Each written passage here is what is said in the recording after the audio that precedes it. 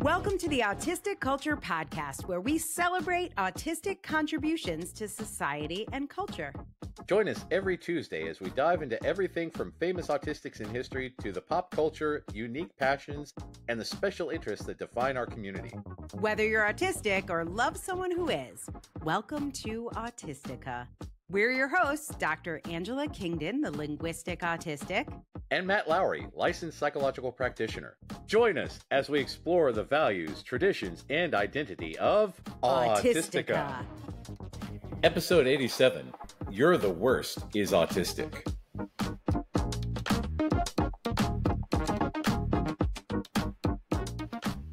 Hey, Angela. Hey, Matt. Oh, man. We about once a year, I like to rewatch a lot of the shows that, bring me comfort. And it's occurred to me that a lot of these shows bring me comfort because they have some very, very intense autistic themes in them. Maybe unintended, maybe intended. We'll get to a few surprising ones later on. But this one, I really want to spread the word about a TV show that was on FX called You're the Worst. I loved You're the Worst. Yeah, I think it's now on Hulu for people who haven't ever seen it. But it was made started, I think, 2014 and ran for 5 seasons. I can't believe it was that long ago. It feels like a minute ago. I love this show so much. So and the reason, this time I started rewatching it because the guy who plays Edgar, Desmond Borges, was on the new season of Only Murders in the Building, and now he's gray. So I'm like, oh my god, how much time has passed? Go back. I loved him so much in that. So speaking of Only Murders, I know we have once the season's done, we need to do another Only Murders update episode for our fellow Only Murders fans, but. Let's talk about what makes a good comfort rewatch. Because I have a few of these shows where, I just want to binge the whole show over. But for me, for me, my number one rewatch, I know this is not going to be yours and you will not get it, but my fellow Carrie Russell fans will understand. I have to rewatch Felicity at least once a year. I heard that there was a great uproar when she cut her hair. Yeah, that's what everybody knows. It is a key episode. It's very important to the development of Carrie as a person. Also, I am obsessed with Carrie Russell and want her to be my girlfriend. I think she's the most beautiful woman on the face of the earth. But for me, it's about where I was when I watched it the first time. There's something about nostalgia and rewatches. I'm back in college. I can remember how it felt like Noel had a Mac computer and it was the beginning of computers and he had a website that the show actually did the character's website. And it was one of the first websites in the history of time. And I remember the beginning of the internet. And how the internet felt at the beginning and what it felt like to be in my 20s and have so much hope and optimism that I don't have now. So it all has to do with me. So for you, why is You're the Worst one of your comfort watches? Is it about the show? Is it about you? Is it about the characters? I think that as I learn more about myself, I see, because You're the Worst is about a group of people doing the best they can, and the majority of them have some severe trauma. And I really, really think that Stephen Falk, the creator and the writer of, I believe, 98% of the episodes, there were something 5 seasons, 10 episodes a season. So we're talking 50 episodes. He wrote every single one of them minus one or two. Oh, I didn't know that. Okay. Prolific work. And we'll include some links to interviews where the man stims constantly, doesn't make eye contact to save his life. And he gives strong TISM vibes. Plus, he's hyperlexic. And, so anyway, There were a couple of there's a couple of things that really resonate with me, with the main character Jimmy Shive Overly. Mm. And uh, from the beginning, I was like, I think that I recognize that Chris Green identifies him as being narcissistic, but again, Mm. Benedict Cumberbatch thinks that Sherlock is a sociopath Right. rather than autistic. So, but again, coming from a creator like Stephen Falk, there's a lot of things that are sprinkled in there that are, for instance, like, in the very first episode, it's established that Jimmy has a CPAP machine. He's in his 30s. He's got a CPAP machine. He can't sleep without it. That's a very common, like, a thing that we don't talk about a lot, but it's there. A lot of us have sleep apnea. Mm-hmm. He scripts everything. There are many, many scenes where he decides that he's going to heckle someone.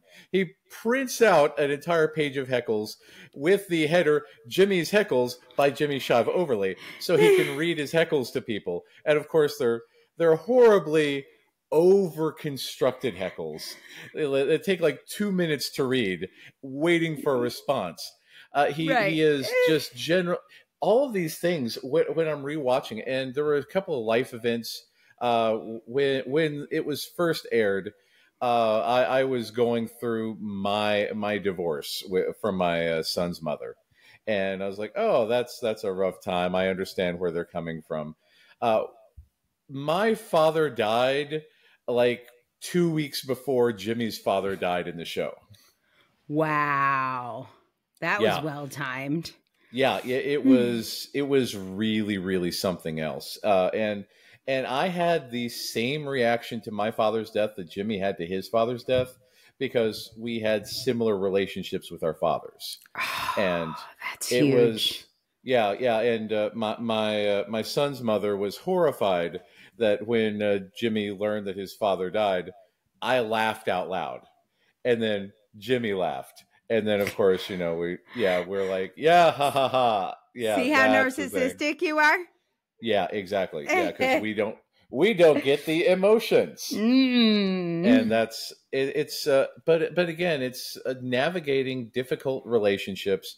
Jimmy, because of a combination of what really seems to be undiagnosed autism and a lot of CPTSD, thinks that he's going to be alone forever. He explicitly says in one episode, "I hate everybody. I hate all people. I hate everybody except for you," to Aya Cash's character Gretchen. And she's the only person. Well, I mean, so here's the thing: Jimmy comes across as ridiculously callous. Most people really, really don't like him. He's okay with that. He's incredibly rough. He's incredibly rude to people. But at the same time, he gives Edgar a place to live for free because he needs it. He'll give him Ah. a hard time, and but Edgar likes to cook. Very, very against traditional masculine stereotypes in every way, shape, and form. So he puts on this big act of, "I hate everyone, everyone hates me, I'm a curmudgeon," but yet he's got a very, very big soft spot for the people in his life. Hmm. Yeah, And which I think once, is very yeah, typical, that generosity yeah, for people in your life, and then a complete ambivalence to people outside of your life because they're not in your life. well, that's the thing. We've got the hyper empathy. If we've got the hyper empathy turned on all the time, it'll kill us. Right. So we have to have that boundary of there are certain people who access the hyper empathy and the rest don't. And Flo, the progressive woman who owns the bookstore, not one of those people. He steals her cat and then later gives it back to her because he feels bad that he stole her cat. So it's interesting, and there's a very big.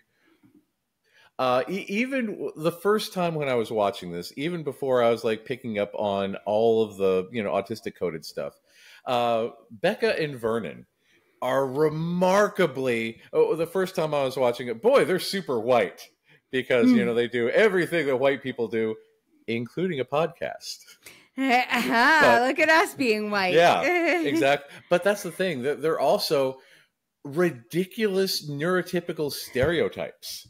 And it's really, really interesting because in the age of like The Good Doctor, where you have autistic stereotypes that are, you know, just cartoonish, buffoonish sort of thing, Vernon is ridiculously neurotypical stereotyped. And so is Becca, only, you know, like Becca is the becomes an anti-vaxxer mom. She's played by Janet Varney, who does the voice of Korra from The Legend of Korra, the sequel to Avatar: The Last Airbender. Oh, okay. Yeah, didn't know Which that. is really interesting because, you know, you know, Korra is an Inuit woman, more or less, given, you know, the alternate world and everything. But Janet Varney is blue-eyed blonde and, you know, just very, very abrasive in this show, as opposed to her Korra personality, which, you know, she's got some range. I was going to say, actors be acting. Yeah, she is delightfully terrible in this show. And, you know, she started off, you know, with a few episodes, but became, you know, a major player. Vernon is a neurotypical dopey guy that is incredibly irritating, but also very good-hearted. He doesn't really, he's a surgeon, doesn't really understand a lot of things. He's got a lot of book learning, but doesn't wash his hands because he doesn't want to, you know, lose his immunity to bacteria. And later on, because, you know, Becca doesn't, you know, is not a great mother due to her own mother trauma, who dated Lou Diamond Phillips. Forgot about that. Yeah. So she puts all the, you know, the child work on Vernon. He doesn't sleep for 3 days, accidentally kills someone, loses his medical license, and, you know, they have to, you know, go from there. But every scene that they're in is some ridiculous neurotypical small talk. The weird abbreviations of, I don't know, going to get some za or you know, something, because it's fascinating. And again, when Stephen Falk is writing this, you got to think about his intent in writing this, because he uses a lot of words. He has a great vocabulary. He has a great range of knowledge. There's the one scene that everyone is intentionally driving Jimmy insane by, it's talking about like the moon landing and Buzz Lightyear was on the moon, and, you know, they're all getting it intentionally wrong in hilarious ways, and it's just eating at him. And it takes a lot of skill to be that remarkably off base. It's sort of like the writing of It's Always Sunny in Philadelphia. They are remarkably in tune with the subjects that they're writing about. You have to be really, really good to be that dumb. And because otherwise it just comes across as, you know, typical garbage. And that's one of the reasons why I love rewatching this, because there's so many subtle I was watching it with the subtitles, as is the way, and the subtitles never sync up with the episode, because they're all hyperlexic. They all talk so much that the subtitles have to start the moment the show starts and run continuously oh my God, through the episode. yes, because there's so many words per minute. Otherwise, you wouldn't be able to get them in. Exactly. Which is fascinating, because I was trying to take a screen cap of, you know, the whole "I hate people but I love you" thing, but, you know, it's completely off, because, but yeah, it is a fascinating. So let's get into the individual characters, because again, Jimmy, very, very autistic coded. He scripts. He has difficulty with relationships. He's got big emotions. He doesn't. And we basically meet Jimmy. Jimmy's getting like kicked out of his own best friend's wedding or something. Out of Becca's wedding, yeah, because he used to date her. Right. He was using. They had these disposable cameras at all the tables to take pictures, and he got every disposable camera to take pictures of his junk, which Vernon found hilarious because he's Vernon. But Becca did not appreciate it, and that's how he met Gretchen, because she was trying to steal a food processor.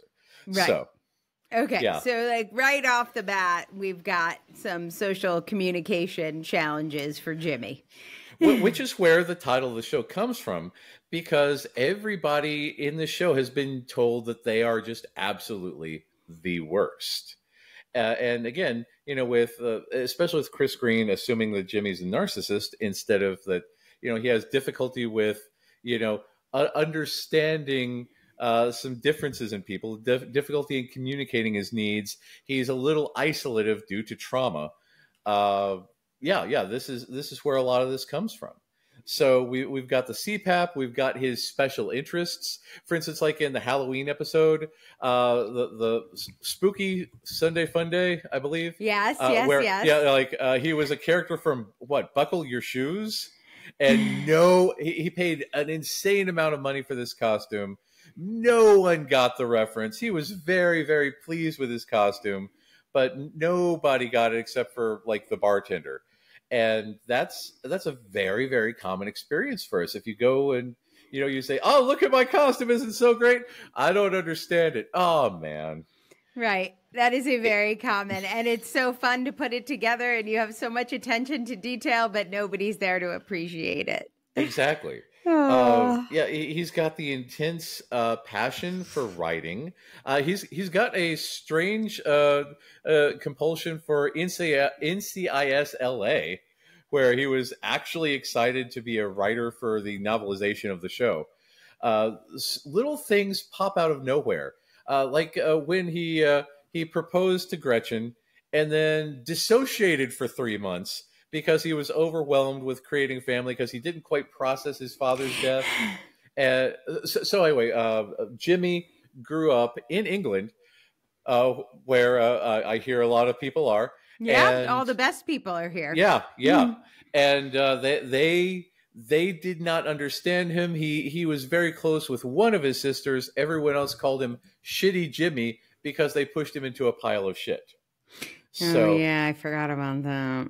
Yeah. So he was tormented his entire life. His father, clearly a raging neurotypical, thought that he was not masculine because he didn't like football, kept sending him football jerseys in the mail that he would promptly throw out into the yard. They never got along, but at the same time, he really, really wanted his father's approval. And as soon as he sold his book, well, his second book, because we start off, he already has a book published, but nobody's buying it. He sells a second book that becomes much more thing. He tries to call his father to tell him that, hey, I've sold a book, Daddy. I'm very successful. You should be very impressed with me. But the dad is already dead by this point. And he does not know this. So he dissociates. He goes and lives in a trailer for 3 months. He develops an affinity for the Fall Guy. And really connects with the other curmudgeon in the trailer park. Like, you know what? I hate people. You know what? I also hate people. And I had a curmudgeon once many years ago myself. He was one of my favorite clients. If you picture an old prospector from the 1800s, I got it. This man is that man. And he would, say about how he hates everybody. And he didn't get along with any other therapists except for me. Because he's like, yeah, I want to go punch him. And I was like, yeah, no, I don't doubt it. Like, you're not going to call, the cops on me? Like, no, just I want to punch people all the time. Me too. And, we just got, and he started talking about how he wanted to plant black roses because, he wanted to keep people away. And he would show me his rose catalog and take pictures of his roses and bring in his Johnny Cash train and to bring me pictures of his X-Men action figure collection. And he was genuinely one of my favorite people. He clearly traumatized autistic looking back on it. And up until the day he died, we stayed in contact afterwards because he would text me at Christmas and holidays and say, I'm having a terrible time. How are you doing? Like, oh man, time is pretty rough, man. How are you doing? Oh, I can't. Yeah. But, but that's the thing. That's the thing about this. We put up these giant barriers when we're traumatized. We become very avoidant of forming bonds with people. We actively push people away because we might get to have them and lose them. Oh, And this is ouch. a big, big thing for Jimmy, especially with, oh man, who's the kid across the street? I can't remember the name of the kid across the street, but Yeah. but Yeah. the kid's dad just abandons him, and he spends a lot of time hanging out with Jimmy, and eventually grows up, and I guess Yeah, what's that kid's name? Not Corey. I can't remember. Yeah. It'll I know pop up you're in like 20 yes. minutes. He But just seems to be an extra person in their life. But he always shows up, and Jimmy always has room for him. Edgar, his roommate, was his weed dealer when he was in college. He's an Army vet with PTSD. His name is Edgar Quinones, but he can't speak Spanish. He's Hispanic, but again, not. He doesn't feel accepted by a community that speaks Spanish, but he's got a lot of other issues. His girlfriend Dorothy, remarkably neurotypical, has lots and lots of issues where she tries and tries and tries to succeed. Edgar has lots of natural talent when it comes to writing, and just gets scooped up and has a very lucrative job as a writer.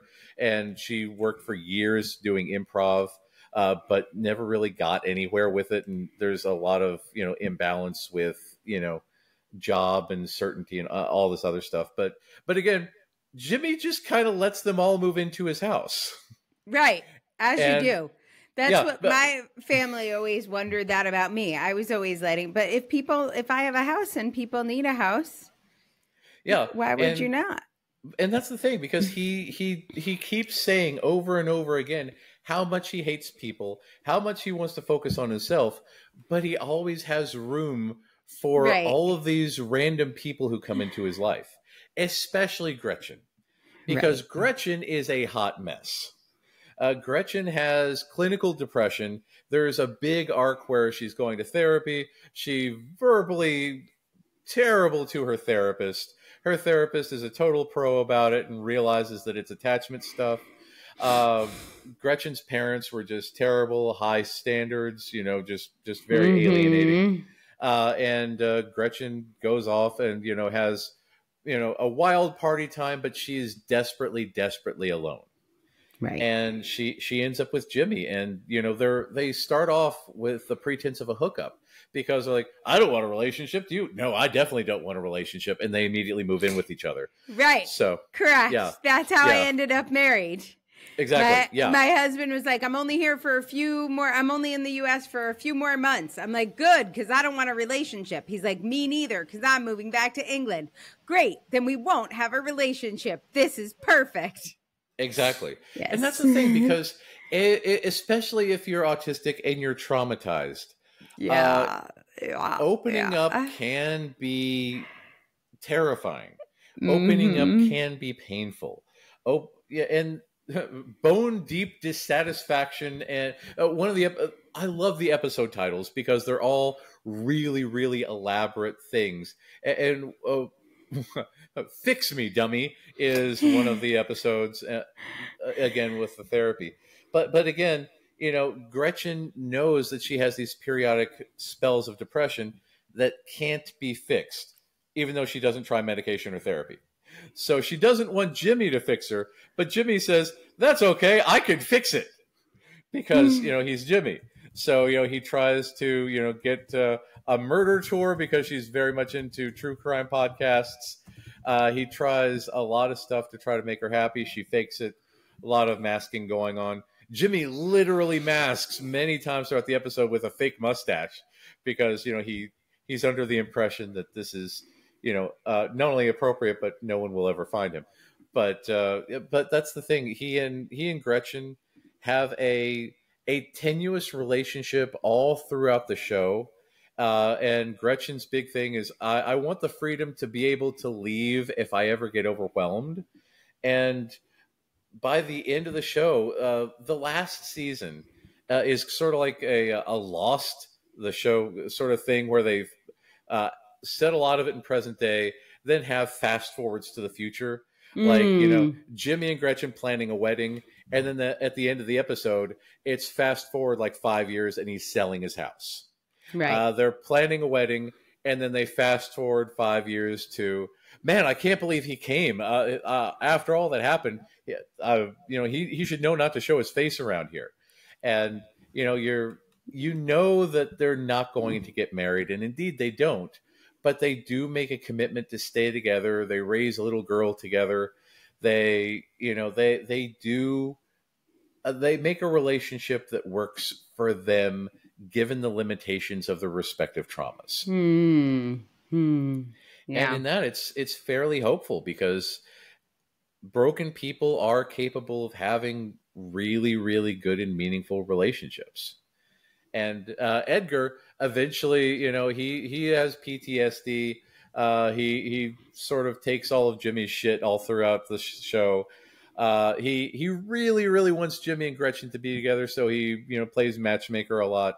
And then by the last season, he's like, Jimmy, you can't marry Gretchen. She's terrible. You all will kill each other. And Jimmy cuts Edgar out of his life because he loves Gretchen so much. And then that's the push Edgar needs to finally move to New York and become a professional writer. And he grows. And this is a big thing about all the people in the show. They grow and they evolve. Paul. So Gretchen's best friend is Heather Donahue. Lindsay. She is,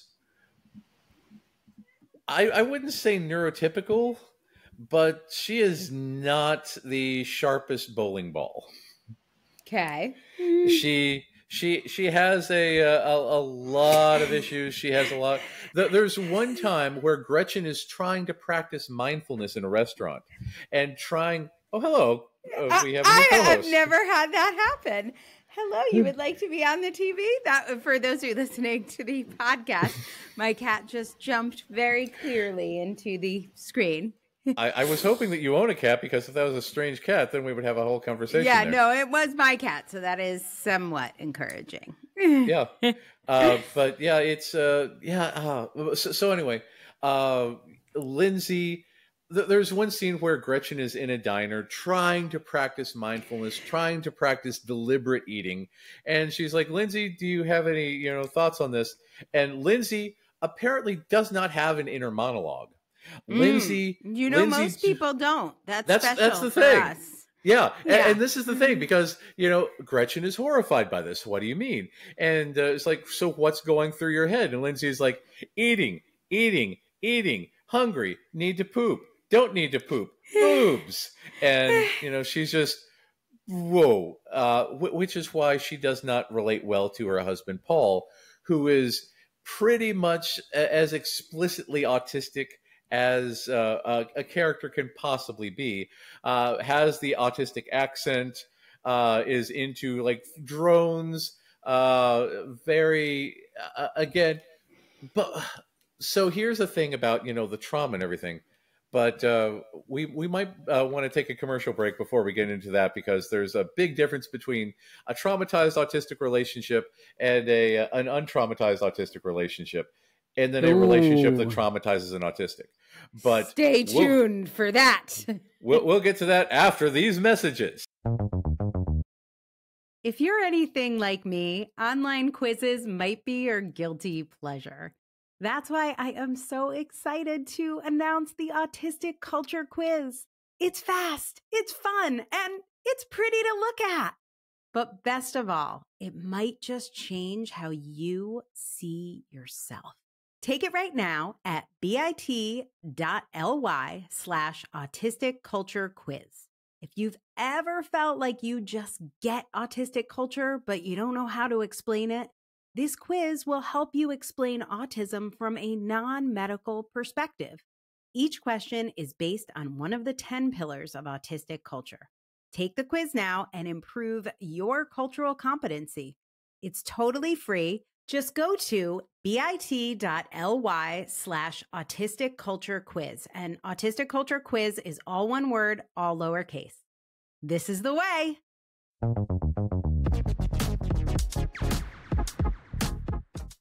Welcome back.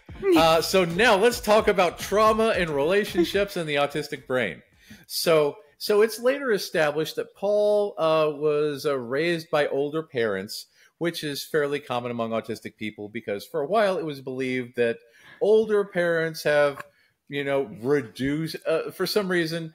The reproductive organs get damaged as you get older. No, and that we have, our eggs are old, and I don't know, your sperm is like not as motile or something, and that leads to autistic babies, as opposed to the more logical conclusion, which would be it takes longer for autistic people to find someone that they want to have a relationship with that included children. Exactly. And therefore, we tend to be older when we have kids.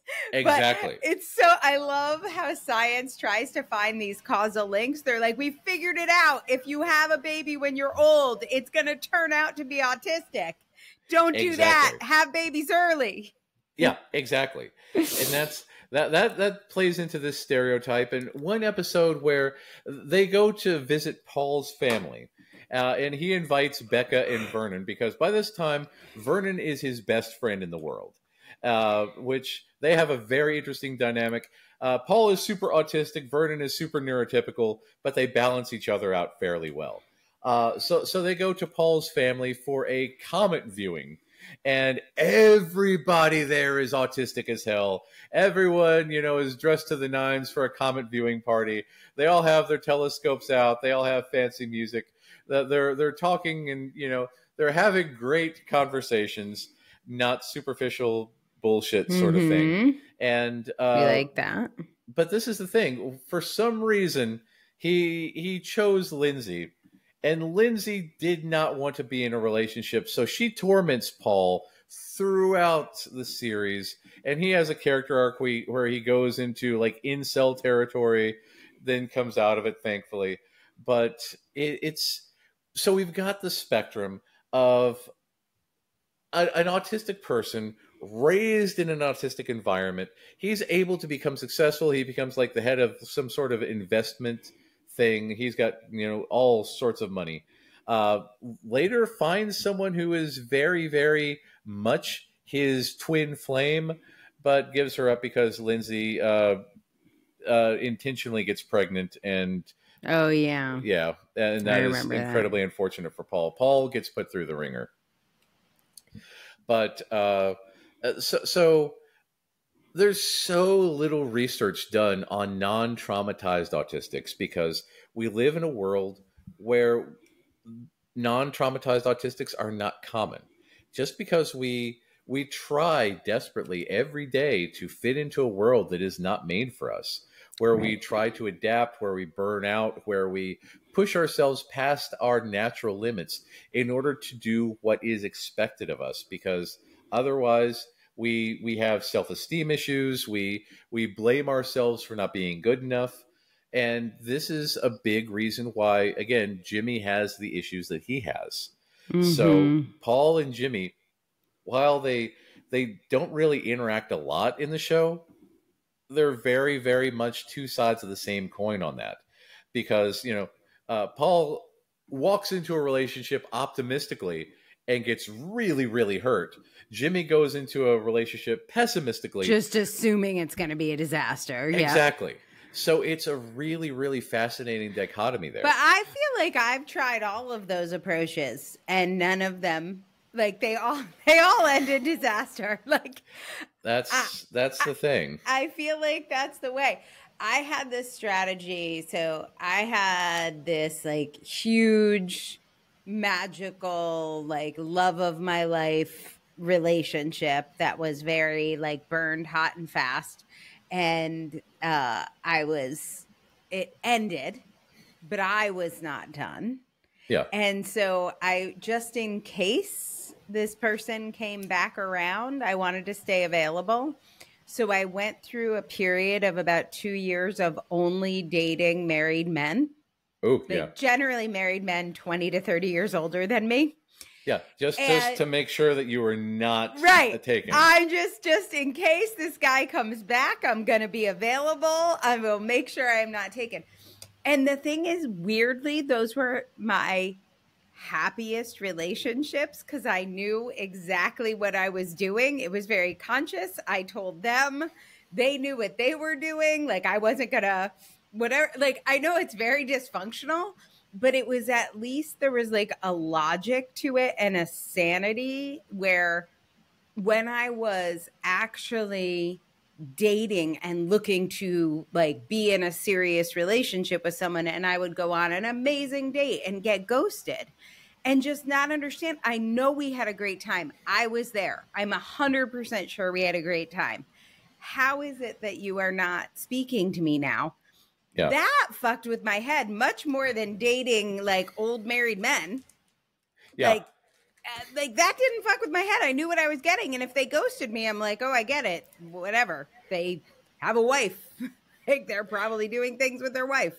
Have you seen that meme of, hey, everyone, I need help. I met this guy. We went on a nice date. We had nice food. I gave him a 40-minute lecture on coelacanths, and now he's not speaking to me.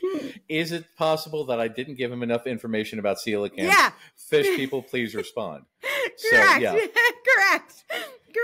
Yeah. That makes so much sense to me. Yeah. And that's the thing. This is the source of my relationship trauma. And I have this with friendships as well. Yeah. Is I don't understand what happened. Yeah. And I can't live with not knowing what happened. And I'm never going to find out. We've talked about on here, I had like a best friend for 19 years. And one day she just basically sent me a letter and said, I don't want to be friends with you anymore. And we never talked about it. We never processed it. And that's not a rare thing. That like happens all the time. Like I would be super sad, but I would not be shocked if anyone in my life on any day came to me and said, hey, I've thought about it and I never want to talk to you again. I find you to be toxic. So it makes it a little hard to not have relationship trauma. That's actually one of the things that prompted me to rewatch You're the Worst this time, because I was with somebody and they chose not to help me move into this new house, and I was like, do you want to be together? Because again, I'm autistic. I don't get subtle cues. I need you to be explicit. Do you want to be with me or not? And she said no. I'm like, ouch. At least you're very straightforward, but like, yeah, if you don't tell me, I'm going to think maybe you really hate moving. Maybe she has her own trauma around moving. Exactly. Maybe she is afraid she's going to hurt herself and she has something important coming up at work. I will come up with so many reasons. Yeah. And that's the thing, because in absence of data, we create our own data. We search, we dig, we comb through every conceivable thing. Again, is it possible I didn't give enough information about coelacanths? It's right. It is possible, right? Like, I'm 40 minutes. Maybe it should have been 50. Exactly. And that's the thing, because without strong communication, and again, a lot of autistic people struggle with turning brain impulses into floppy meat mouth movements. And I have that challenge. That is a big thing. And again, with this particular person, she was like, you won't be able to change because you're autistic. And I'm like, so are you, but like, what do you want to change? Well, I can't talk about it. Like, I don't understand. Mm-hmm. So, and that's the thing about this, because I like I like that You're the Worst ended with, Jimmy and Gretchen together. Everybody in the show has a relatively happy ending, has an ending as happy as it can possibly be given the circumstances. Right. Yeah. And it's realistically happy, not fantasy happy. Yeah, because again, nobody's going to spontaneously wake up one day and say, "Oh, I should just not be depressed anymore," right. Or "Man, I'm glad that PTSD got resolved," or that it's one of those things. And this is the thing that again, I'm in my 40s now, so dating is insane. I'm very, very much a hermit. I'm very much a hermit at heart, but again, like Jimmy, I make room for the people that matter. And it's just the idea of dating is just horrifying because, again, it's another putting myself out there for months and months and months at a time, dealing with, And the like random people. knowing there is going to be random, unexplained rejection. Like if you Yeah, reject me and you give me a reason, like, look, I really thought about it. I love camping and hiking in the outdoors. It's really important to me that I have a partner that enjoys the outdoors, yeah, which is never going to be me. Like, not I'm me. not that No, girl. no. Right. Okay. Like that is reasonable. Like that, I Yeah, just tell me. But no, you're not going to get an answer. You're going to get someone who said they loved movies and reading and sitting by the fire, yeah, and then they ghost you. And then maybe if you're lucky, 5 years later, you see a picture of them on Facebook with their new partner and they're hiking and camping all the time. And you're yeah, like, oh, now I kind of understand. Like, could you just fucking tell me? yeah. Could you please tell me what's going on? Why is that so hard? People are afraid of hurting your feelings, but it hurts my feelings so much more by you not telling me. And not telling early on, Right. because as it goes on, that's when the oxytocin kicks in. And again, like, yes, I'm used to your presence in my life. And when you pull away, it's a large gaping wound now, as opposed to, because again, I'm like Jimmy, I am remarkably blunt to the people that it puts a lot of people off. Mm-hmm. So, it's one of those things. And sure, I get that. Just tell me. Yeah, like, I respect that. Would you like to go hang out with my mother for 8 hours? No, thank you. It's like, no, that sounds horrible. Why would I do that? Well, maybe he'll change. No, I won't change. This is who I am. I don't want to do that. That sounds horrible. And you're like, well, maybe no, I'm telling you, this is who I am. Please don't change that. And again, it's one of those things where I am of the firm belief that no relationship is 100% perfect. That a marriage, 90% of the time you're deeply in love, 10% of the time you want to murder each other. Correct. But because again, I think that 100% is unrealistic at best, especially the older that we get and we find it. Because again, if you meet when you're 8 and you grew up together and you're childhood sweethearts and you get married, like at 18 and you spend 40 years together, yeah, you're probably going to both be very much on the same page. But, meeting somebody 40s. Right. With kids, like when you have kids, when you have your own households, your own ways of doing things. Yeah. Yeah. And it's one of those things, and it's being able to mesh as much together and to make an effort, because that's the thing. And again, this is a thing that really, really appeals to me about You're the Worst, because whereas Becca and Vernon remarkably incompetent at making effort for each other, Lindsay she stabs Paul because she's angry, because she doesn't want to do Red Apron, because she finds it very dull. He's trying to build a relationship with her. He's trying to, take care of the family. She stabs him and then blames him for backing into the knife. She is truly the worst.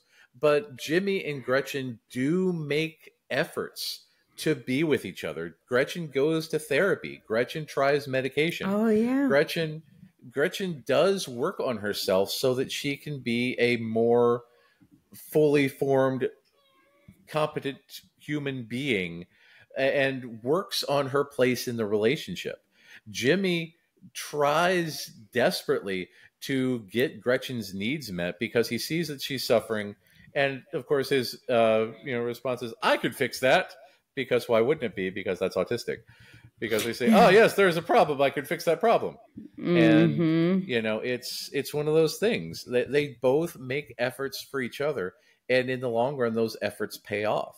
But a lot of the time, we run into people where the efforts are unequal, and inequality and inequity, I guess. And one of those words will let you, the reader, you the tell listener, us the word. Yes. tell us in the comments while you're listening to this great commercial about things that about goods or services. Okay, goods or services commercial. I gotta let my cat out. Hold on. Okay.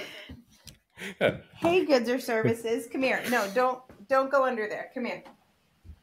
Yeah. Why don't you head out? Go see Dad. We here at the Autistic Culture Podcast have ad breaks, not because we get paid for the advertisements, but because we know that you, the valued listener, need to let your cat out. Correct. Okay, I think so, we're back. So we're back. We are back from that wonderful commercial for a good or service. Mm-hmm. Indeed.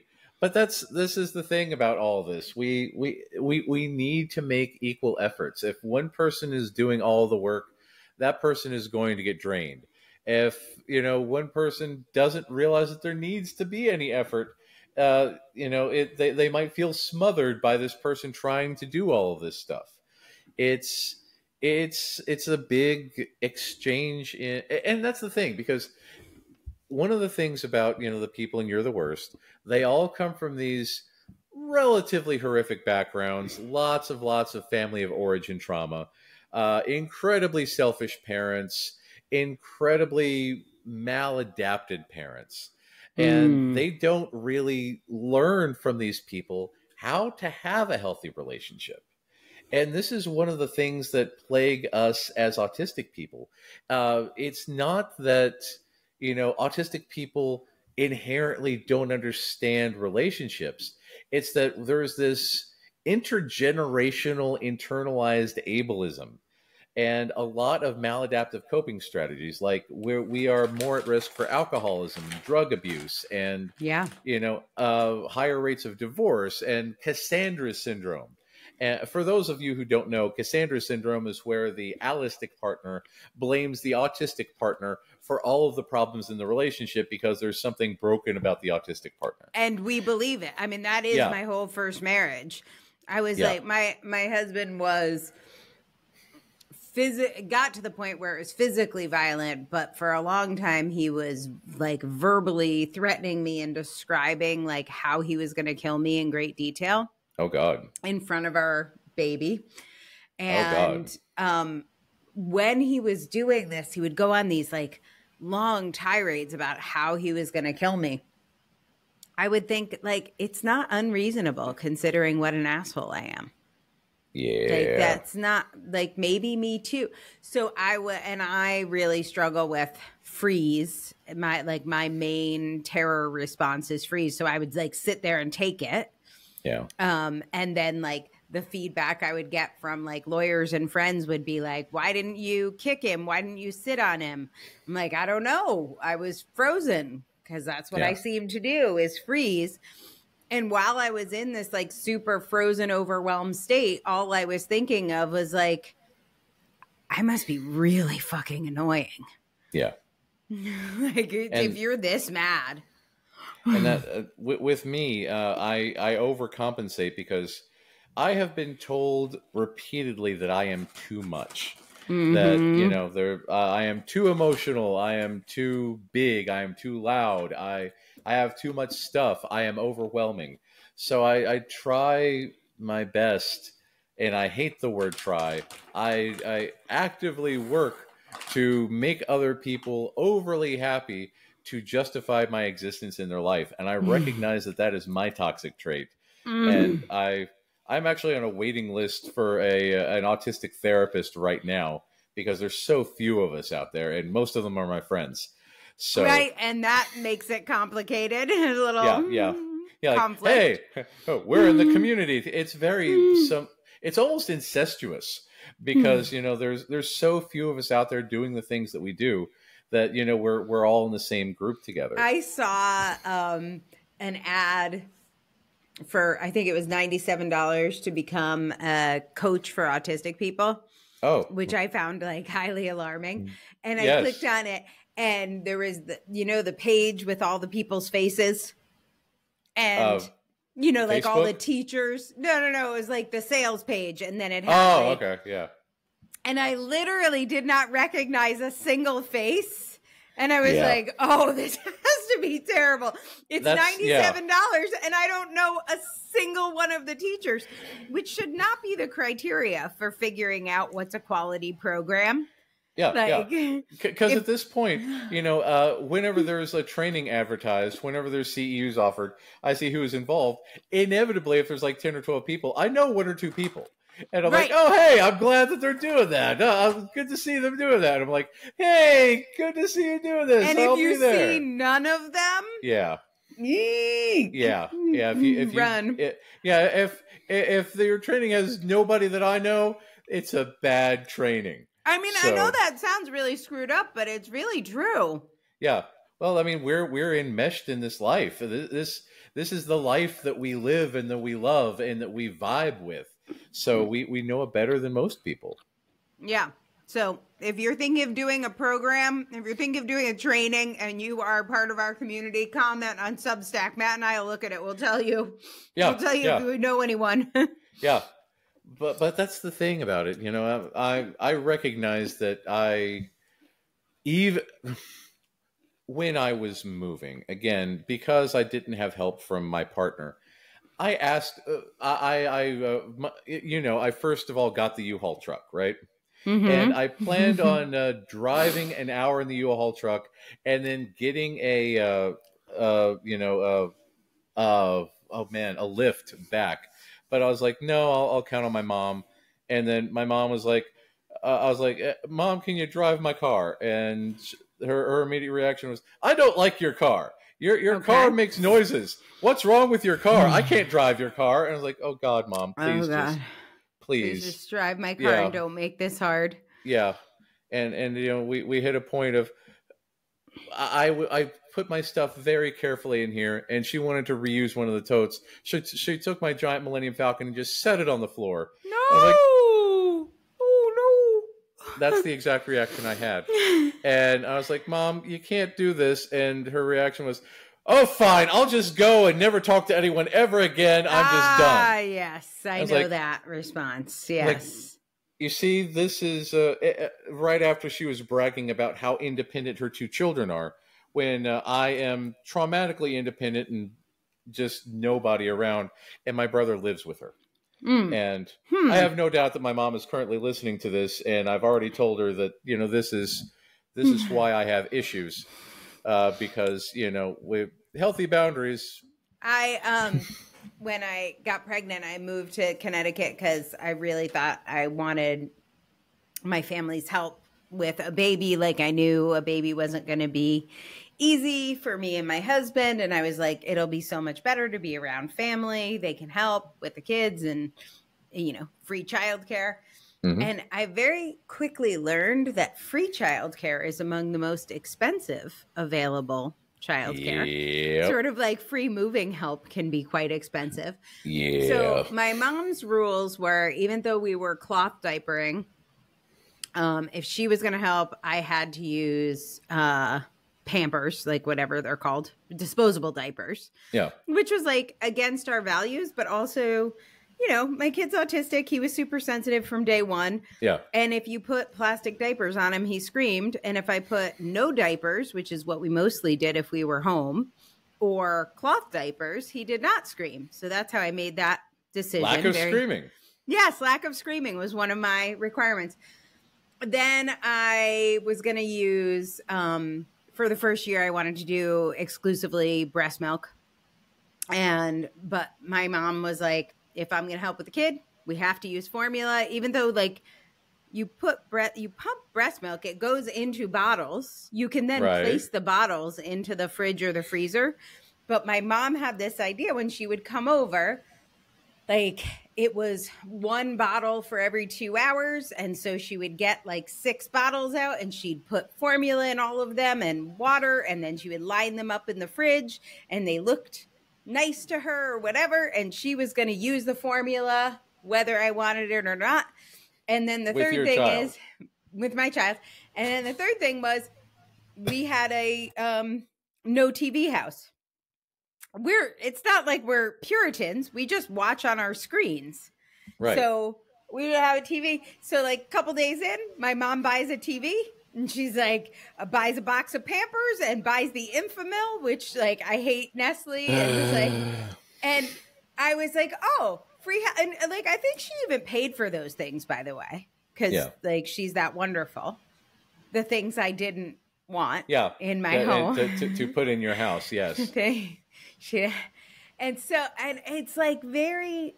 And then on the other hand, I'm like, oh, she's going to be home all day with my kid. She should get to use the diapers and the milk and the TV she wants. Like, it's not unreasonable. But it turns out I'd rather pay for help. Yeah. What did you call it? Not irrationally independent? No. Traumatically independent. Traumatically, that's what I am. It's that. Just give me that. Like, I found out that when my son was being babysat by his grandparents, they eventually said, you know, you should just dump the father and come live with us because, you know, he's the kid is already living here. You should live here too. And she's like, yeah, that sounds reasonable. So here we are. Yeah. Yeah. Okay. And this is why we are all the worst, because we are all the worst. We are all the worst because various factors, be it genetics, be it upbringing, be it traumatic experiences, have caused us to shy away from the world, to have difficulties interacting with people, to have all of this blatant misunderstanding of intent because we have been hurt severely and would prefer that not to happen again. Right. Right. So, yeah, that's why I think that You're the Worst is actually the best. And I can't wait to see what else Stephen Falk comes up with, because you know it's going to be autistic-coded. And Chris Green later went on to be in the Detective Pikachu movie, which was a very, very good movie. Didn't expect it hitting the feels like that.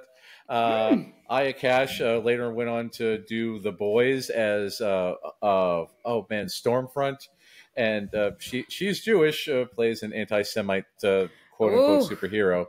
So lots of stuff there. Desmond Borges went on to do Only Murders in the Building. Man, I can't remember what other people have been in, but yeah, there's a lot of good stuff out there, a lot of really talented people, and you should definitely check out the show. Yeah, loved it. It was a good one. I need to go back and revisit it. I remember binging the hell out of it so fast. Do you sometimes watch a show so fast you don't even remember what you watched? Yeah, exactly. I need to savor. I need to go back and savor. Yeah, look for the details. Look for all of the many, many details, because it's so many subtle things that we get, but other people won't. So, but I love that. On that note, hey, Angela, what was your favorite part about being autistic this week? Oh, my goodness. I had a really fun one. I'm back in school, but sort of unrelated to that. A couple months ago, I spoke at the Stanford Neurodiversity Summit, where many people also spoke, so we know it's a good thing. Yeah. Anyway, I was speaking there, and I saw somebody from my university, which is University of Kent, was also speaking there. So I did a thing I have heard is called networking, and I emailed her on our little university email system. I'm like, hey, we both spoke at the same conference. I'd love to meet you. And then she immediately scheduled with me and then immediately canceled. This was months ago. And I was like, yes, that is how relationship trauma, that is how it should go. I, of course, never did anything to try and get her to reschedule because she obviously figured out I'm the worst person in the world. And that's why she canceled. You're the worst. Yes. Because I'm the worst. And so I never did anything. Anyway, she spontaneously rescheduled out of the blue. And we had this conversation this week where only other autistic people can do this. My experience at University of Kent has been lovely. They're lovely. But one of the things they do, I don't know if this is an English thing or a Kent thing or an academia thing, but one of the things they do is there are so many systems where they ask for feedback and talk about how important inclusivity is to them. Yeah. But if you actually give it, yeah, they get super pissed and defensive. And so like 3 times I've been like fooled into like, they're like, click this link, give us feedback. Your feedback's really important. We want to make Kent an inclusive place for everyone. We want to hear from our neurodivergent students. How can we make Kent more friendly? How can we whatever? And so like I keep responding and then I keep getting in trouble like I'm 20. And it's very funny when you're getting in trouble when you're like 50, you already have a PhD, you've made millions of dollars. Yeah, I'm like, you 30-year-olds are adorable. Yell at me for giving you feedback. Sure. Bring it. I got you. But like, I used to get so traumatized when I was a student in my 20s, and I would get yelled at by like faculty and teachers for things that I was sure were reasonable questions. I will ask these reasonable questions. Anyway, this woman got back to me. We had this super fun collaborative conversation, and she's like, how are you finding it? And I'm like, am I making this up? Because I always doubt myself. I'm like, maybe I'm an asshole. Did I ask the wrong way? Because I swear it said give feedback, and then I gave feedback. What am I doing wrong? And she's like, oh no, that's how that works. You're doing that right. We have a secret WhatsApp group for the actually autistic people here at Kent, where you can get the real answers to your question. I got into the super secret autistic WhatsApp group.